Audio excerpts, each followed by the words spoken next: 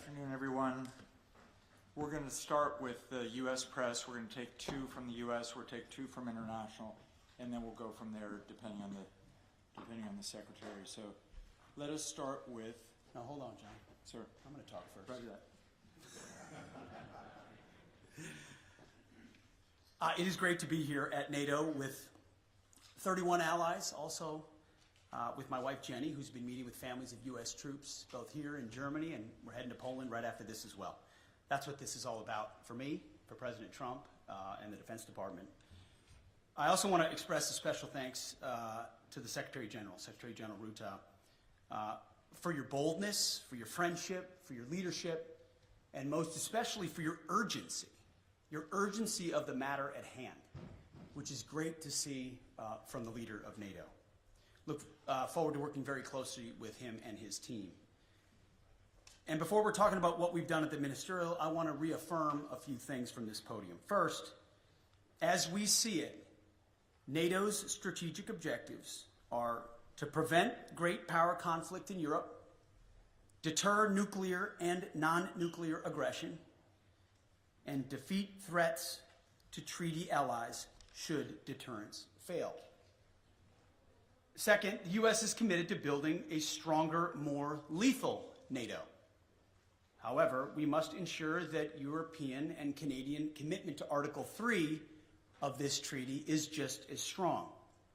Article 3 says that allies, and I quote, by means of continuous and effective self-help and mutual aid, will maintain and develop their individual and collective capacity to resist armed attack. Leaders of our European allies should take primary responsibility for defense of the continent, which means security ownership by all allies, guided by a clear understanding of strategic realities, and it's an imperative given the strategic realities that we face. And that begins with increasing defense spending. 2% is a start, as President Trump has said, but it's not enough. Nor is 3%, nor is 4%, more like 5%. Real investment, real urgency. We can talk all we want about values. Values are important. But you can't shoot values. You can't shoot flags, and you can't shoot strong speeches. There is no replacement for hard power. As much as we may not want to like the world we live in some cases, there's nothing like hard power. It should be obvious that increasing allied European defense spending is critical, as the President of the United States has said. Also critical is expanding our defense industrial base capacity on both sides of the Atlantic. Our dollars, our euros, our pounds must become real capabilities. The U.S. is fully committed under President Trump's leadership to pursue these objectives in the face of today's threats. Yesterday, I had a chance to attend the Ukraine Defense Contact Group. Today, participated in both the NATO Ministerial and the Ukraine Council. In both, we discussed Russia's war of aggression against Ukraine. I had the chance to brief allies on President Trump's top priority: a diplomatic, peaceful end to this war, as quickly as possible, in a manner that creates enduring and durable peace. The American Defense Department fully supports the efforts of the Trump administration. And we look to allies to support this important work with leading on Ukraine security assistance now through increased contributions and greater ownership of future security assistance to Ukraine. To that end, I want to thank my UK counterpart, Defense Secretary John Healey, for hosting this Ukraine Defense Contact Group and for his leadership on support of Ukraine. President Trump gave me a clear mission: achieve peace through strength, as well as put America first, our people, our taxpayers, our borders, and our security. We are doing this by reviving the warrior ethos, rebuilding our military, and reestablishing deterrence. NATO should pursue these goals as well. NATO is a great alliance, the most successful defense alliance in history. But to endure for the future, our partners must do far more for Europe's defense. We must make NATO great again. It begins with defense spending, but must also include reviving the transatlantic defense industrial base, rapidly fielding emerging technologies, prioritizing readiness and lethality, and establishing real deterrence.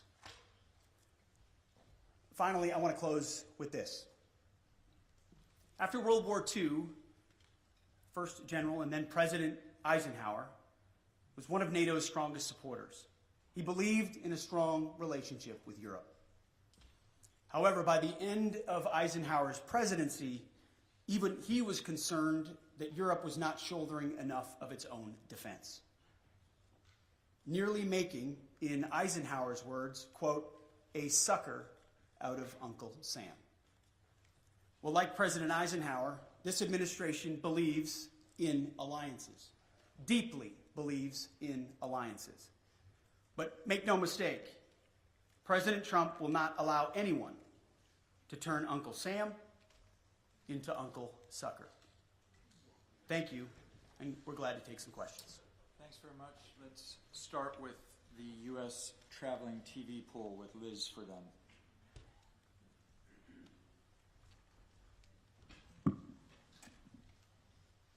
Thank you, Secretary Hegseth. You have focused on what Ukraine is giving up. What concessions will Putin be asked to make?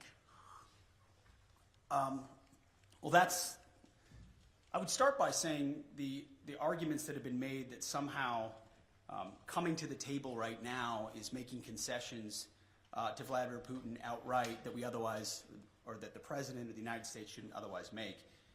I just reject that at its face. There's a reason why negotiations are happening right now, just a few weeks after President Trump was sworn in as President of the United States. Vladimir Putin responds to strength. In 2014, he invaded Crimea, not during the presidency of Donald Trump. Over 4 years, there was no Russian aggression from 2016 to 2020. In 2022, Vladimir Putin took aggression on Ukraine. Once again, not while President Trump was President of the United States. So any suggestion that President Trump is doing anything other than negotiating from a position of strength is on its face ahistorical and false. So when you look at what he may have to give or take, what's in or what's out in those negotiations, we have the perfect deal maker at the table from a position of strength to deal with both Vladimir Putin and Zelensky. No one's going to get everything that they want. Understanding who committed the aggression in the first place. But I challenge anyone else to think of a world leader at this moment who, with credibility and strength, could bring those two leaders to the table and forge a durable peace that ultimately serves the interests of Ukraine, stops the killing and the death, which Trump has been clear he wants to do, and hopefully ultimately is guaranteed by strength of Europeans who are there prepared to back it up.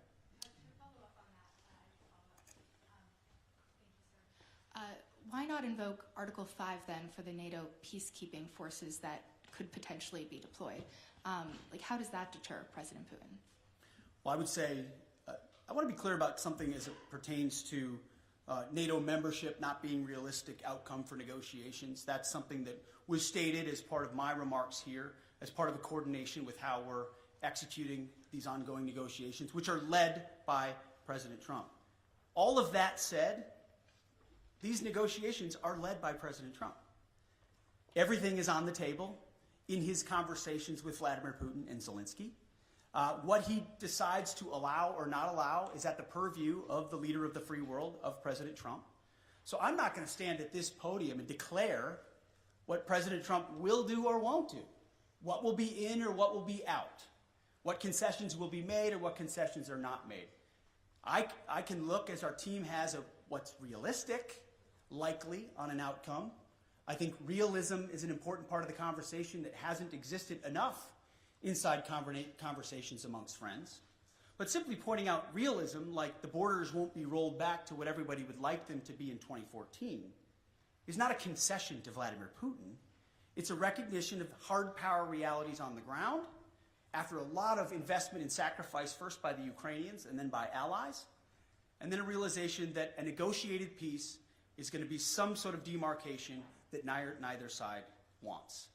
But it's not my job as the Secretary of Defense to define the parameters of the President of the United States as he leads some of the most complex and consequential negotiations in the world. Sticking with the U.S. press, let us go with Axios' Zach Basu, right in the far right. Thank you, Mr. Secretary. Given the position you've now staked out, what leverage exactly is Ukraine being left with, especially if the U.S. also plans to wind down its military aid? And then quickly, if a NATO ally is attacked by Russia or any country, will the U.S. unequivocally uphold its obligations under Article 5, regardless of that country's... Well, we've said we're committed to the alliance, and that's part of the alliance, right? You point out Article 5, you point out Article 3. It's just a cheap, I'm not saying it's cheap coming from you, but it's just a cheap political point to say, oh, we've left all the negotiating cards off the table by recognizing some realities that exist on the ground. President Zelensky understands the realities on the ground, President Putin understands the realities on the ground, and President Trump, as a deal maker, as a negotiator, understands those dynamics as well. By no means is anything that I state here, even though we lead the most powerful military in the world, hemming in the commander-in-chief in his negotiations to ultimately decide where it goes or does not go. Well, he's got all the cards he would like. And the interesting part is, oftentimes, while the conventional status quo mindset or the legacy media wants to play checkers, the same checkers game we've been playing for decades, President Trump, time and time again, finds a way to play chess. As a deal maker, as a businessman who understands how to create realities and opportunities where they otherwise may not exist. Take, for example, the conversations that our Treasury Secretary had in Kiev recently with President Zelensky, which will continue in Munich with our Vice President and Secretary of State, around investments and resources inside Ukraine. I don't want to get ahead of any decision or announcement that could be made there. It could be any number of parameters. But President Trump, as a deal maker and a businessman, recognizes that an investment relationship with Ukraine, ultimately in the long term for the United States, is a lot more tangible than any promises or shared values we might have, even though we have them. There is something to relationships and deals in real ways, whether militarily or economically or diplomatically, that he sees that are possibilities that could forge together a lot of opportunities to show that solidarity that Vladimir Putin will clearly recognize. That's one of any number of other opportunities that this president will leverage in these high-stakes negotiations. So I just reject on its face the premise that somehow President Trump isn't dealing with a full set of cards when he's the one that can determine ultimately what cards he holds. Great. Now shifting to the international press, we'll take the French wire service Agence France Presse with Max Delaney.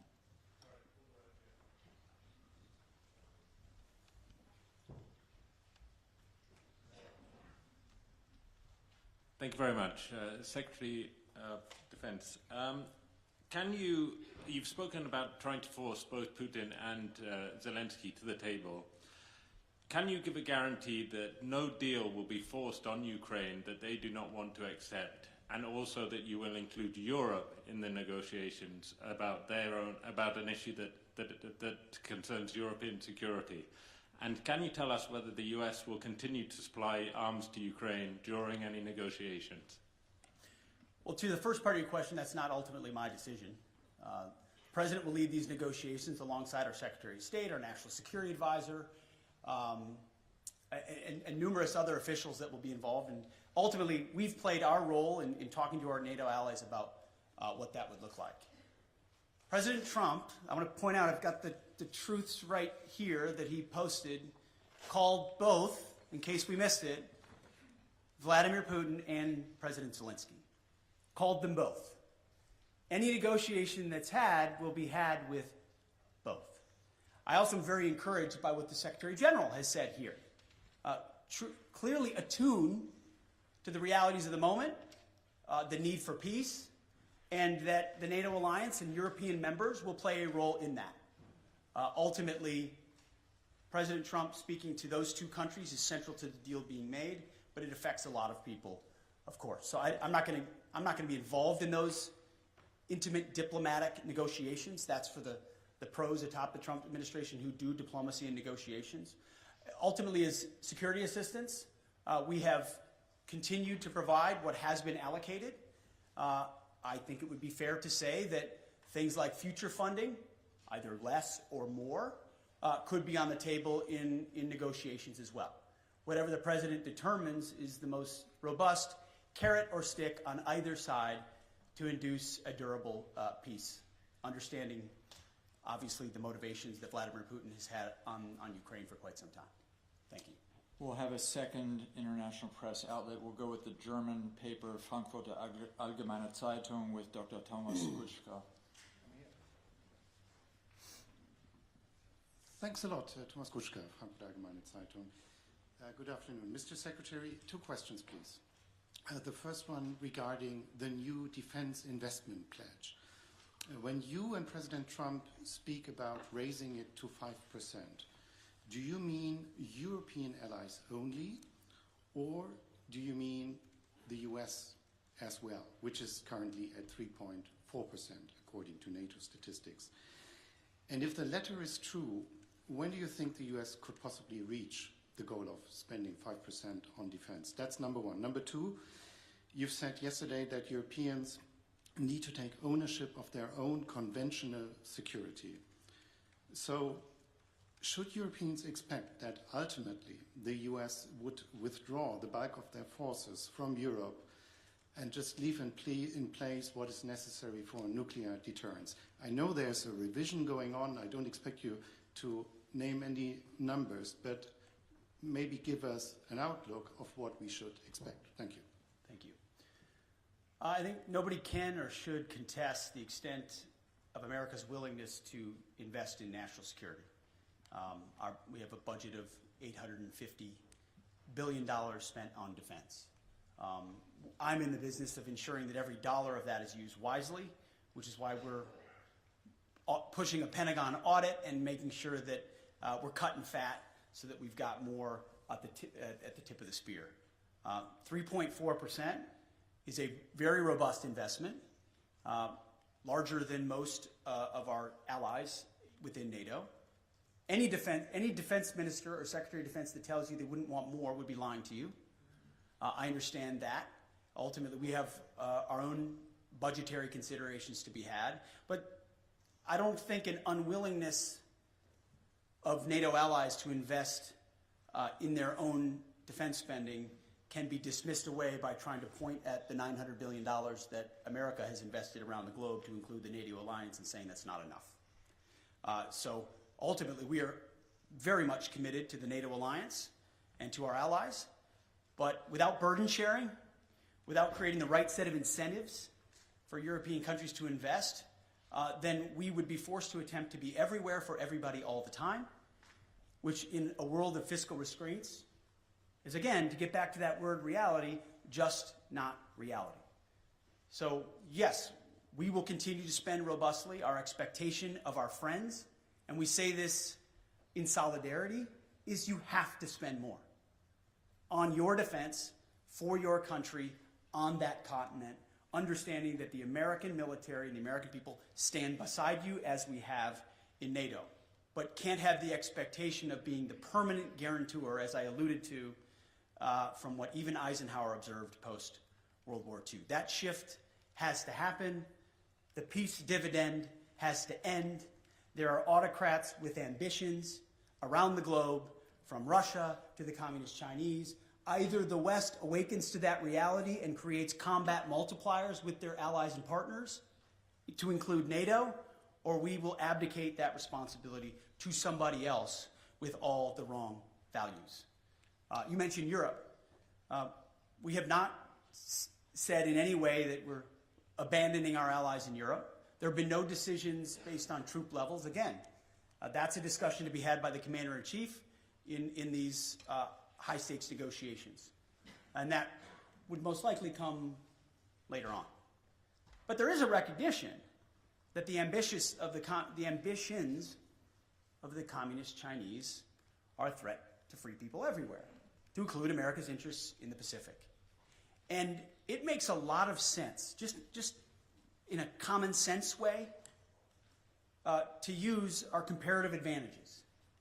European countries spending here in defense of this continent, in defense of allies here, against an aggressor on this continent with ambitions. That strikes me as the right place to invest. And I don't say that in a condescending way. I say that in a common sense, practical way. Investing in defense on the continent makes sense. We support that as well. It also makes sense comparatively and geographically for the United States, along with allies in the Pacific, like Japan and South Korea and the Philippines and Australia and others, to also invest in allies and partners and capabilities in the Pacific to project power there in service of deterrence. That deterrent effect in the Pacific is one that really can only be led by the United States. We wish we could lead everywhere at all times. We will stand in solidarity with allies and partners and encourage everyone to invest in order to have force multiplication of what we represent, but it requires realistic conversations. Those with disingenuous motives in the media, I don't mean to look at you, just saying anyone that suggests its abandonment are trying to drive a wedge between allies that does not exist. We are committed to that NATO alliance. We understand the importance of that partnership, but it can't endure on the status quo forever in light of the threats we face and fiscal realities. Europe has to spend more. NATO has to spend more, has to invest more, and we're very encouraged by what the Secretary General has said. And frankly, behind closed doors, what a lot of our allies have said as well, acknowledging that reality.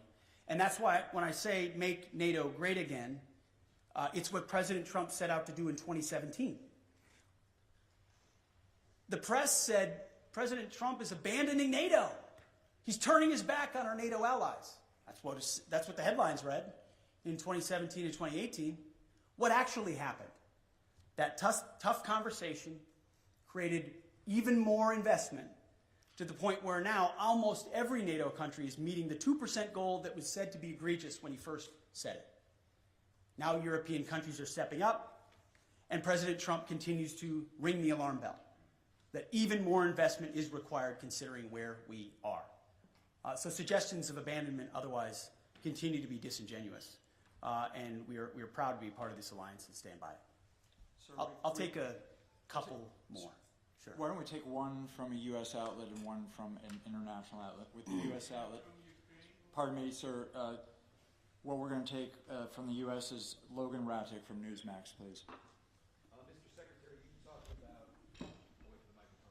you talked about expanding the defense industrial base and also expediting foreign military sales. Can you expand on that a little bit and how important that is to NATO? Well, one of the self-evident conclusions of the war in Ukraine was the underinvestment that both the European continent and America has had, unfortunately, in the defense industrial base. The ability to produce munitions, emerging technologies, rapidly and field them, was a blind spot exposed through the aggression against Ukraine. Ukraine has responded to that, as we've had a chance to listen to a great deal. Europe is responding to that, and so is America. We have to do more to ensure, whether you call it the arsenal for democracy or defending the free world, if America can't build and export and build and provide rapid capabilities because we're too stale or static or bureaucratic or the Pentagon is bloated, then we're not able to field the systems we need in the future. So deep and dramatic reforms are coming at the Defense Department with the leadership of President Trump to ensure that we're investing robustly in our defense industrial base. A great example is shipbuilding. We need to vastly increase our ability to build ships and submarines, not just for ourselves, but to honor obligations to our allies as well. And we will do that. Foreign military sales is another thing I mentioned this morning with the Secretary General. We have, for a long time, been the country by, with, and through that our allies are able to supply major platforms and weapon systems like the F-35 and the Patriots and others. Whatever the system is, we need to reform that process so it's quicker. So a request today isn't delivered 7 years from now, but 3 years from now with less red tape and with the most efficient and effective technology possible. We hear that from our allies, and that's part of being a good faith partner, is we're going to invest in our defense industrial base. We're going to make sure foreign military sales are as rapid as possible, which again is a force multiplier for American power, which is something we want to do in a contested world. For our final question, we'll go to an international outlet, the Japanese service NHK, with Tsuchiyo Sugita, please. Sachio from NHK, the Japanese TV station. Thank you very much. I'd like to ask about China. As you mentioned that U.S. will be prioritizing in deterring China.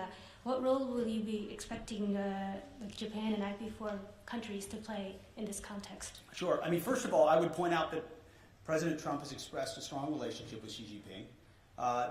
We don't have an inevitable desire to clash with China. There's a recognition that there are divergent interests which lead to a need for strength on the American side to ensure our interests are advanced, and that ultimately any aggression is deterred. That's a real thing, but we don't feel like conflict is inevitable and certainly don't seek conflict with China, and that's why President Trump has that good relationship with Xi Jinping. But it was prudent for us to work with allies and partners in the Pacific to ensure that that deterrence, hard power deterrence, not just reputational, but reality, exists. And that's why a lot of my first phone calls as Secretary of Defense were to Pacific allies, to Australia, to Japan, to South Korea, to the Philippines, and others, and will continue, because that, just as this alliance in Europe is critical, working by, with, and through allies and partners in that region who understand the reality of the ascendant Chinese threat will be critical. It can't be America alone. It won't be America alone if we are to deter that. So it is a focus. I've articulated that from day one. America achieves strength, whether it's in peace through the Ukrainian conflict or deterring it in the Pacific through strength. There's a reason why Donald Trump emphasizes peace through strength at every moment. My job alone as the Secretary of Defense is to ensure he has the strongest, most capable, most lethal military possible. Heaven forbid we have to use it. It's meant and built for deterrence. But if we have to, we can close with and destroy our enemies and bring our men and women home with success as quickly as possible. Thank you very much for being here. Thank you, everyone.